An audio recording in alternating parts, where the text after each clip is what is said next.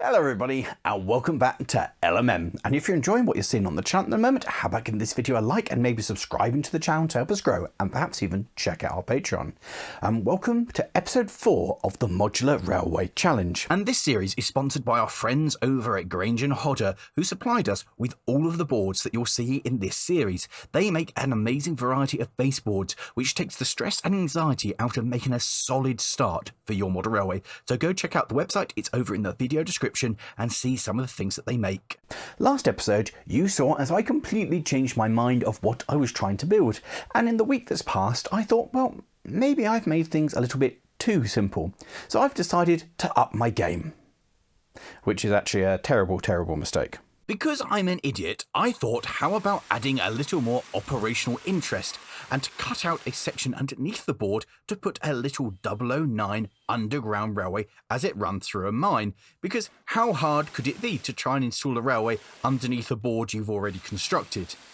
Right? And because this was a classic case of Lawrie's changed his mind yet again, it meant that I was now going to have to disassemble bits of my new reassembled board that I'd glued together last time to make room for the new narrow gauge railway.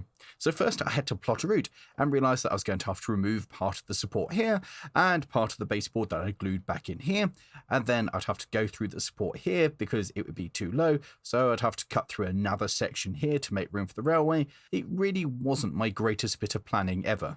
Most people would have also at this stage gone, you know what, no, this is a bad idea, but no, I decided I'd persevere. And of course, once I'd finished marking one side of the board, I had to go to the other and work out which bits of this I was going to butcher in order to make my new harebrained scheme work, which turned out to be a fair bit of it. My next job is to have a little play with gradients, because the railway is going to drop away from the scenic area here and go underneath the board entirely. So that's a drop of some 7 centimetres. So I need to make that and just make sure the locomotive will climb up that with a small train, or at least on its own. Well, that was hugely anticlimactic, but having proven the locomotive would quite happily charge up the gradient that I was looking at, I could start building my fiddle yard. Yes, a fiddle yard, because I want to be able to have at least 2 trains operating on this, one going one way and one the other.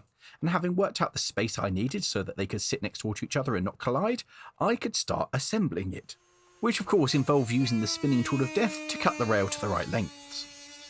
Okay, so hopefully I've cut this right, and this is just going to slot straight into here and lead to this point here. Hopefully. Keeping that optimism, it was time to break out the glue and attach the track to the baseboard forevermore. I'd already fitted one set of points, so all I had to do was bend this to shape, fit it into the fish plates, and then attach it to the other end, which would mark the exit point for the other points. Simple, right? And having mocked the other piece of track up, I could cut that to length in the hopes that it would all go together nicely. And with it cut, it was time to glue it out and install it in its new place, thus completing my little fiddle yard. And whilst it was drying, I set about butchering the rest of my baseboard to make room for my new railway. This bit was going to be the entrance and exit to the scenic area, so I was using the pre-existing weight-saving holes and making them a bit bigger. And once I'd done that, I could begin to modify the board to take the new track plan, and give my little 009 locomotive a free massage apparently. I did this with my usual amount of care and grace, following my straight line with some lack of ability. Yeah, I just hacked at the baseboard. But by that point, my track had dried, so I could then install my supports, turn the whole thing upside down, and attach it to the baseboard, because yes, this will be hanging underneath. So as the baseboard's upside down, I had to build it above and then put some weight on it to hold it down. Perhaps I'm not doing this model railway thing quite right. And whilst I pondered at my topsy-turvy railway, Charles was also laying track. So for the final few sections of track, just need to cut the last bit, just need to work out how much track I need. So we can see I've laid the cork down to the rough length of the siding that I'm after. So position the tape measure there roughly, and that comes out to about 55 centimetres is close enough for me. Get it marked down there. What so it was at about 55 centimetres or so. So we can cut somewhere there. So measure, mark, and cut. And having turned the Dremel on at the mains, Charles sliced the track in twain and then could get his knife out to make a nice neat cut, separating the sleepers. Having cut our piece of track, we can now go and fit it.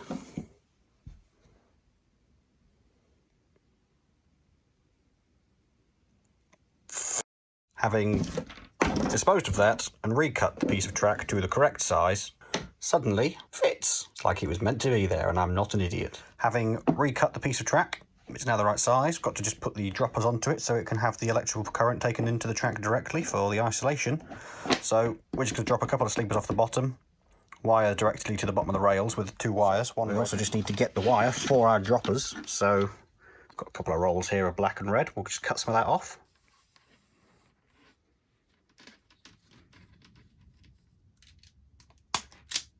And then, using the proper tool, Charles could strip the wire and attach it onto his rails. Now, Charles is doing this the proper way, whereas I, for my power, had elected just to buy the fish plates that already had the wires attached, because that was much easier for me to deal with. And then, having put the wires on, the final thing we need to do is just quickly mark out where they are, drill a hole, and then we can drop the whole siding onto the board.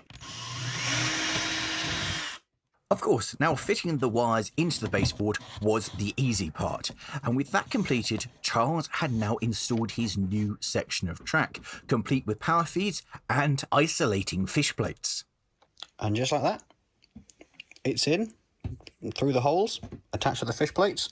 And I say, all of these sidings are going to be on isolating, because we're running on DC rather than DCC, so to be able to play in the yard while the main line itself is running, all of these sidings are going to have isolation, so you can park a loco in a siding, take another one out of one of them, move them all around a little bit, and if there's enough people operating, just a little bit of something extra to watch while other people are watching down the line. Charles proceeded to install the missing section that led to his pit, and then proceeded to test it.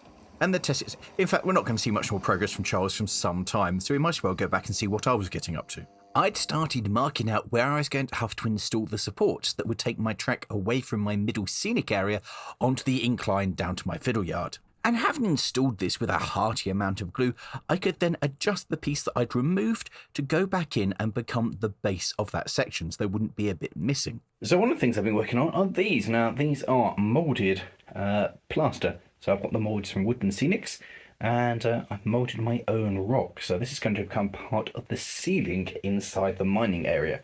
So it's not 100% dry yet. It takes 8 hours, and it's been doing it for about 4. So it's out of the mould, and I'm going to just throw it in with a load of glue to hold it in place and hope that works. What I should have done was planned out where everything was going to go. What I did instead was just slammed it in there, stuck it in, and then used a load of the smaller boulders just to fill in the space, and then kind of expanded on that idea and got a bit further. The more complicated thing that I was going to add was this nice piece of bendy wall. The problem with it is it didn't really want to bend as much as I wanted it to, which meant that after I tested it, I had to build a little structure to hold it in place whilst the glue set. Now, despite all of my best plans, I made one slight, tiny, insignificant miscalculation. That is, when I take this to go through the hole that I've cut, it fits, but there is no play. So the next job is to widen that. So the mine seam comes out of here, follows along here, follows the baseboard, and we'll go through there, around the Dremel, and up here. So I need to Dremel out this section here to make enough room for a loco to go through. Now, if I was being clever about this, I would measure that bit there and work out the height that it needs to be. I'm not going to do that. I'm just going to Dremel it out and hope for the best. I'll add, I'm using some maths. So the ruler here, so that's 2 centimetres from the bottom of that. So from there to the top of that is 2 centimetres, and that is 6 centimetres from there to there. So coming around to here, that means that there is an 8 centimetre change between that part and that part, in like a metre of track. And so here being the halfway mark means that there's got to be 4 centimetres of growth between, well, rise between there and there, which means as that's 2 centimetres below that, I have to take 2 centimetres out of that. But we're going to take 3 out just so there's extra room for things to go wrong. So with a clear plan of what I was going to do, I marked out with extreme care and no guesswork at all how much and where I was going to have to cut out of my 2 pieces of baseboard. Once I'd done that, I could fire up the Dremel and go to work. This time, rather than cutting, I was just going for sanding it straight out, which may not have been the most efficient way, but it was certainly the most noisy and the most satisfying, although it did make quite a lot of mess. So my next stage was to try and tidy up the bomb site that I'd created. Meanwhile, Nick was making really good progress with his layout. Hello everyone and welcome to my little segment of this video on LMM and the Modular Railway. I'm a bit of a self-confessed Wisbeach and Upwell Tramway crazed nut, and I started digging through my books for inspiration, and the best thing I could come up with is Outwell Basin Depot. So this was the original terminus of the line until they managed to finish it all the way to Upwell, hence the name Wisbeach and Upwell, and it seemed ideal for me. It's got a passing loop on it, it's got another siding, and it's got a little head shunt. Nice and simple, and it fits in with my plans. If we do that, you can see that track plan and see how it figures out on the board. Now, unfortunately, this frog right here, it gets power in the current position, but when you flick the switch, which I believe I'm one of the few that's going wire and tube, but it still switches the frog polarity, the negative feed's not working. So I need to fix that. And we tried gluing in the wire and tube wire, and it's now kind of stuck. So I need to remove that point. Luckily I have a replacement here, which I've stolen from an abandoned project. So I'm going to go replace that point, track down the issue here, while you go and see what the other guys were up to. Taggart 2 was now at the testing stage with his layout, and everything was running tickety-boo, which was a very good and strong start. Meanwhile, I was starting to build the structure for my 009. So I've just installed this, and this is the drop, taking it away from the mine scene down to the halfway point. So that's a drop of 4 centimeters in a not very big space at all, and it's a big drop. So take this, and that will line up just like that. Should go over to here, so I need to cut the angle on that one. So with some further modifications, we have this piece. So hopefully it will fit. And it goes over there, like so, and that lines up perfect. Right, now just to attach this. And with all of the pieces cut, I could begin to assemble my incline on my 009 gauge railway. Now, this was significantly more challenging than I thought it was going to be, mostly because the piece of ply that I was using was having to go through a rotation as well. As it's coming down on a gradient and then changing its orientation, the whole ply is being twisted, which meant that it didn't want to stay in one place. It was the same problem when I went for the other side. As you can see, when I attach one side, the other lip isn't actually level, and thus it really didn't want to stay still, which meant I had to make this nice little converter piece, which I had to nail in situ to hold it in place whilst the glue dried. And then I had to do the same thing on the incline itself, because it's under stress, it's being twisted, and without the nails, I'm just going to stand around for several hours holding it in place. So there we have it. That now runs there. This gives you an idea of how steep the whole thing is. But that completes the Helter Skelter. Oh, track's full enough. Anyway, this is all gluing. It's such a ridiculous difference. Oh, this is steeper, I think, than I've worked. I was working on in 700mm climb of 6 centimeters. I miscalculated, it's actually 8. I think the track's shorter as well, so My next job was to add in a couple of pillars. These would give a little bit more strength to the bit of the layout that was hanging underneath my main board. I then figured that I should do some loaded test runs up the gradient to make sure that my motive power would be able to deal with it, of which both chassis that I'm planning to use had absolutely no issues propelling at least one wagon up the gradient, which was a huge reassurance. And then I started wondering just what could they deal with? And it turns out the Kato is pretty versatile, being able to deal with basically anything that you throw at it up to 45 degrees. The little Roco, on the other hand, that struggled a lot more, and I'll be honest, this amused me for far too long. So whilst I'm torturing the poor thing, let's go and see what Loz is up to. Okay, so I've got a lot to do on the railway and not a whole lot of time. First up is I'm going to install some signals. I got these Statfold ones because they work, so they look magical, but they're already built, so I don't need to actually be magical to make them work. So according to this, we drill a hole in the wood, in the baseboard, where the signal goes, pop the signal through, and do up a little plastic screw underneath, and then the double signals have a little box that goes on the underside, and it sounds like the box is where electricity goes. And having drilled his hole, he could go about installing them into the baseboard, and actually this turned out to be really simple. And the final bit is to put the little electrical box on the bottom. I don't know exactly how it works, but I assume electricity go in there, and then it makes signal work through there.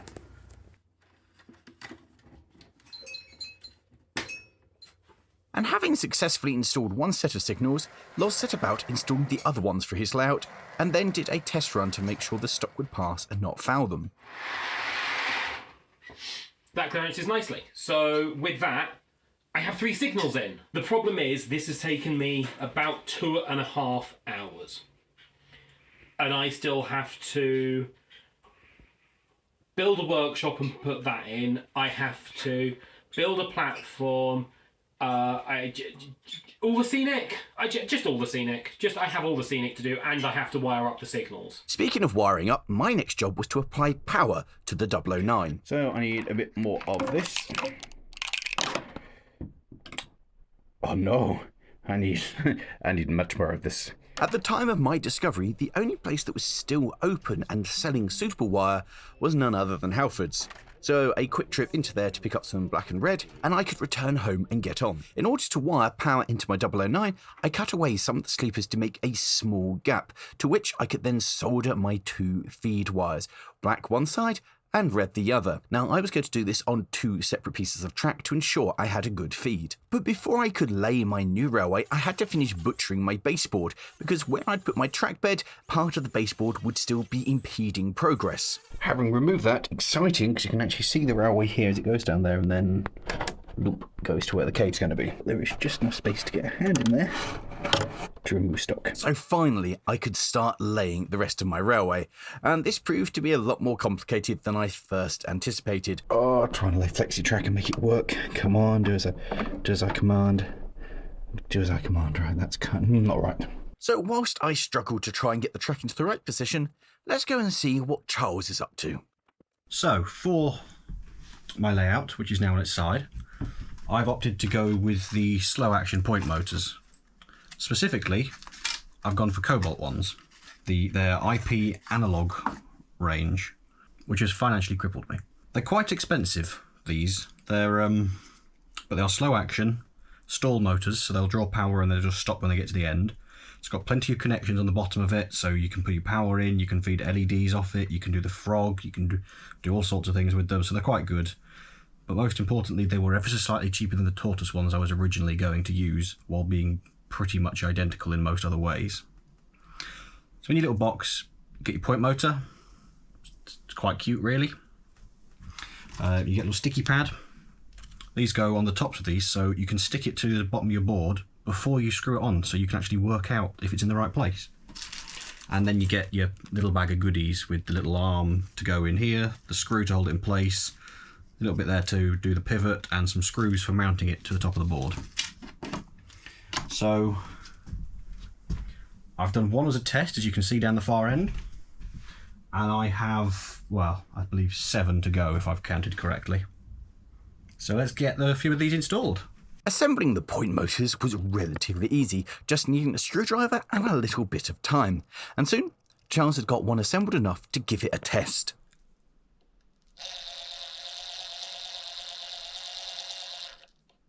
So, with using the Electrofrog points and the slow action point motors, because I'm using point motors, they've got a built-in polarity switch for the frog.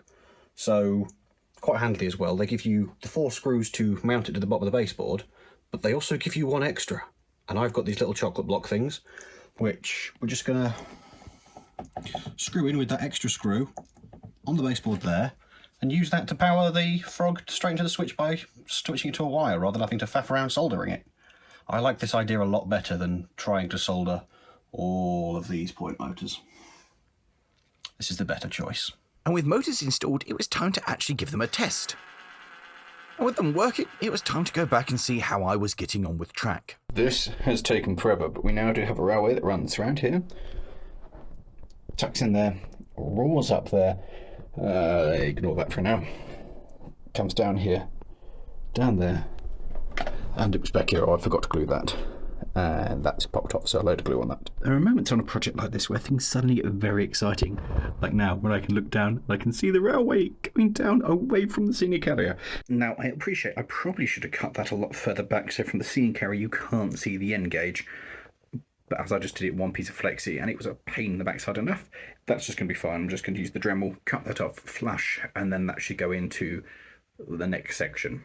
Now, initially, I planned to have this as one continuous section and not have the bottom drop out, but it's going to make it so much easier to do the scenic stuff, and I really want to run trains. So this particular piece of wall doesn't want to stay around, so it's now got a load of glue on it to hold it in place, and I've jerry-rigged a nice selection of scaffolding to hold it in place. And away from that, I'd made a start on my module within a module and laid the track on a nice little S-bend to add a little more operational interest. And I'd also added this little thing, which I saw a real one working at the Eight-Dale Valley Light Railway. They're absolutely mental. When I saw one as a 3D print, I had to have it. And with my track dry, I could go ahead and remove the pins that I'd used to hold the track in position whilst it dried. So I've gone pretty meta with this, because what I've done is I've created a module which goes inside my module.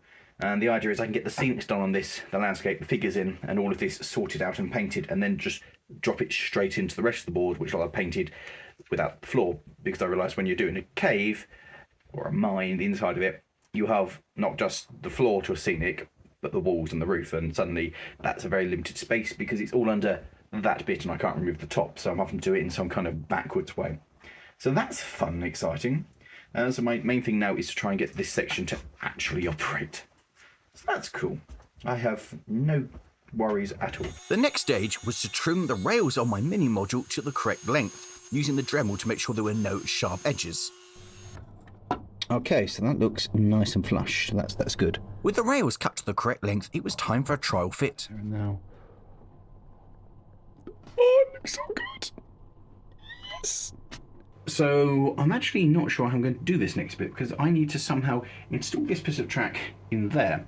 But there's a top on it, and I've already got a piece of track in there, so I've got to somehow cut it and make this piece fit. And yeah, I've gone about it in the wrong way for sure, and I've made mistakes. Okay, so I've got in here and I've cut that. It's not the best cut in the world, but at least I can now install this piece of track and try and get something there. Why did I start putting 009 in? Why did I build it underneath? Why did I do anything? Why couldn't I just come with something simple? That would have been so much easier. So my plan is, because we go from this bit to that bit and it's at an angle like that. So to fix this, I've created this piece here. And the idea is it's going to sit on the edge of the board like so. So it's flat, and then I can use the fish plates here to bolt in like that, so I get to my angle. That's the plan, so I've just got to install this. This has turned out to be a terrible mistake and a terrible time drain. I should have just made something simple, or at least made the actual layout, and then once I'd finished the layout, start playing with the other stuff, rather than having like 2 weeks to go and being like, hi! It runs, but there's no scenics. And whilst I was contemplating the complexities of track work, Charles had finished installing his points and was now in the process of attaching the rail to the board. With a layout the size of his, this was no easy or quick feat. There was an awful lot of track to check and pin down. But sure enough, before the evening was out, Charles had managed it, which is a lot more than could be said for me. I've just cut through this so I can move that one, so this is going to be replaced by that in a moment. But I probably need to remove that sleeper as well. So the idea is that is going to come in and go just there. That's going to be tricky. When I started this, I had over a metre of 009 gauge track to try and make this work, and now it's all into small, unusable pieces. But what I have done is managed to get this into the right place, so now I'm just going to sit here and hold it until it glues. This has taken hours upon hours upon hours, but I now have both railways gluing here and there, and that goes that way. So we now have a railway Going up here, through here. It's being held in by pegs. Well, while the glue dries, I'm going to leave it for 24 hours and hope that nothing's moved since I've glued that, so that it lines up with this, maybe. So having let this dry for a day, now begins a moment of truth. If I take that one off and that one off and that one off, and that was easy. Will this now line up with the track, or has this all been a disaster? And amazingly, and most surprisingly, it actually appeared to function more or less as it should. Testing stock.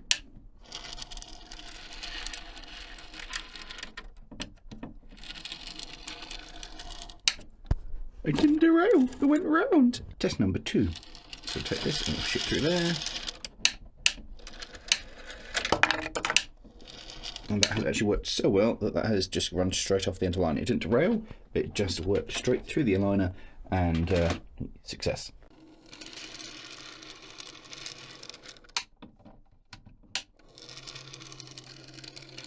I cannot stress how long it has taken to get this tiny section to work, that it would go under this mini module to go onto the main layout.